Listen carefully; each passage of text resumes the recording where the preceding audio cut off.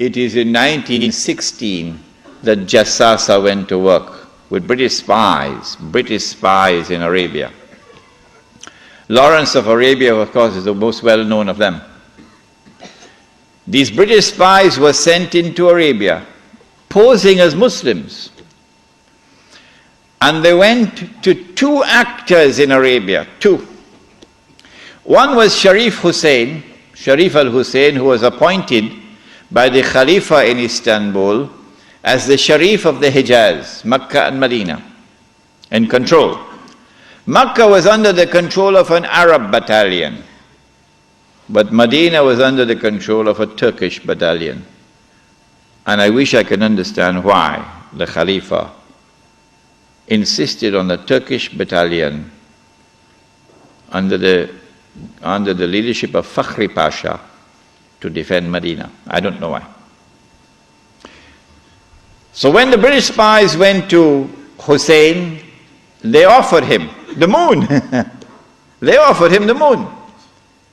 We will liberate the land of the hated Ottoman Turks, and we will give you independence and freedom, and you will now become the king of the Arabs. Remember, Britain is not talking about Khilafah.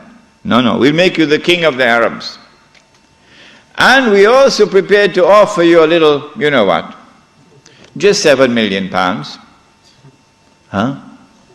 £7 million at that time is what Bill Gates has now.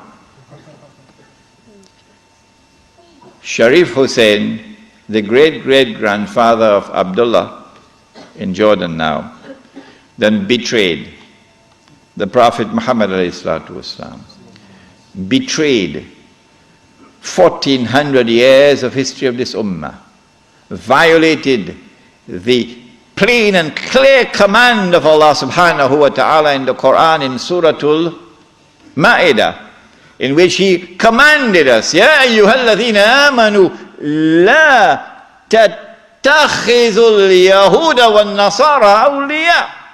Do not take the Jews and do not take the Christians as your awliya. Do not establish an alliance with them in which you become dependent upon them and subservient to them. Do not do that, says Allah. بَعْدُهُمْ أَوْلِيَاءُ بَعْضٍ. They are protecting friends of each other. وَمَنْ يَتَوَلَّهُمْ مِنْكُمْ فَإِنَّهُ مِنْهُمْ. Whosoever from amongst you turn to them for that kind of an alliance, you no longer belong to this ummah, you now join them. إِنَّ اللَّهَ لَا يَهْدِي الْقَوْمَ الظَّالِمِينَ. Surely Allah will never provide guidance for a people who commit such an atrocious act of wrongdoing. And this is precisely what Sharif Hussein did, and what all his descendants from that day to this day have been doing. Sharif Hussein now accepts 7 million sterling pounds and enters into a military alliance with Britain and declares himself independent of the Ottoman Khalifa. Once the Khilafah in Istanbul had lost control of Makkah and Medina, had lost control of the Haramain, had lost control of the Hajj, you pull the carpet, you pull the rug from underneath the feet of the Khalifa. His Khilafah is now losing legitimacy. Can anyone be Khalifa? Can you appoint a Khalifa here in downtown Lakemba? Can Mullah Umar have been recognized as the Khalifa? No, why not? Because when the Hajj comes, Amirul Mu'mineen Mullah Umar will have to apply for a Saudi visa to perform the Hajj. Huh? And if the Saudis reject the visa, the Khalifa can't perform the Hajj. All right? And so the British calculated, if we can wrest control of the Haramain and the Hajj away from the Khalifa in Istanbul, then the legitimacy of his Khilafah will begin to crumble.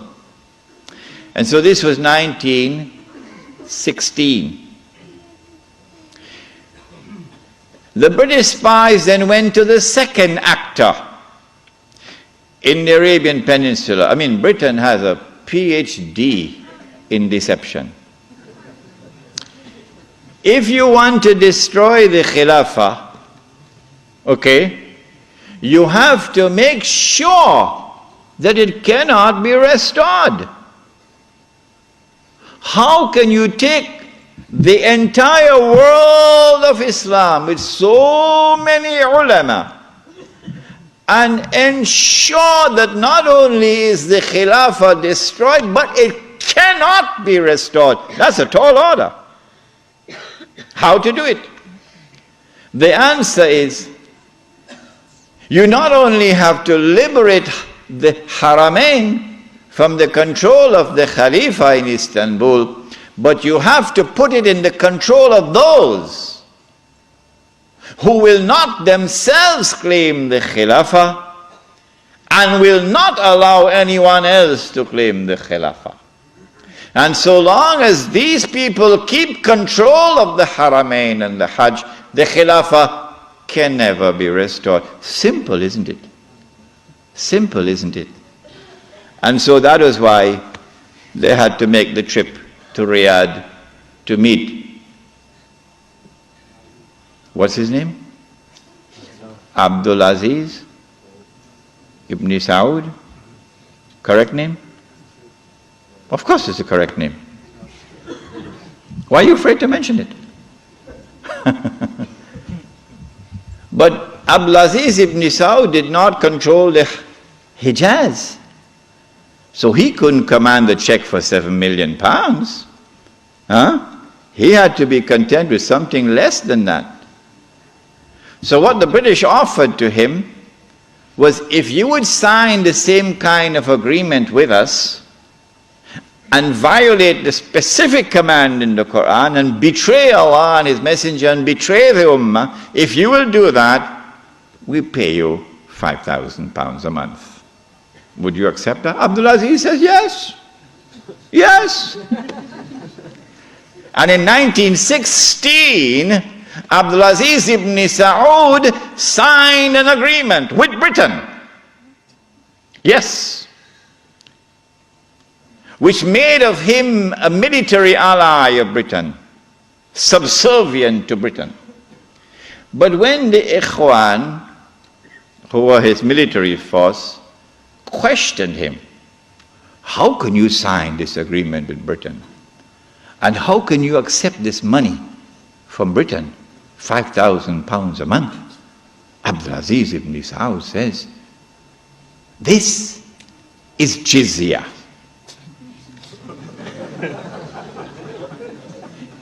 Jizya is what they pay to me because I control them. It was dust in their eyes and they swallowed it. And so Abdul Aziz ibn Saud got away with it. Massive betrayal, and a very dangerous plan is now in place. As soon as the Khilafah is destroyed, that Abdul Aziz ibn Saud will be given what is known as the green light, something that Saddam Hussein knows about, the green light. And then he will attack and take control of the Haramain. And when once he does that, he won't make the mistake of ever claiming the Khilafah for himself. And he will never allow anyone else to claim the Khilafah, because no one else can take the control of the Hijaz and the Haramain from them, because they are supported by Britain. And so goodbye to the Khilafah. It's gone. It can never be restored. Never, never, never be restored. So long as Britain and the United States of America underwrite the security of the Saudi state, you can never, never, never restore the Khilafah. By 1919, the Ottoman Empire was in shambles, falling apart.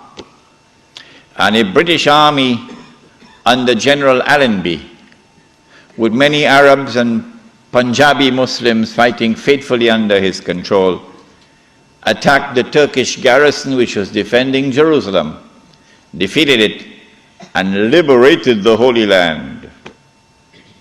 This was a joyous day for the Jews, because now the countdown is really moving forward and the golden age is coming back.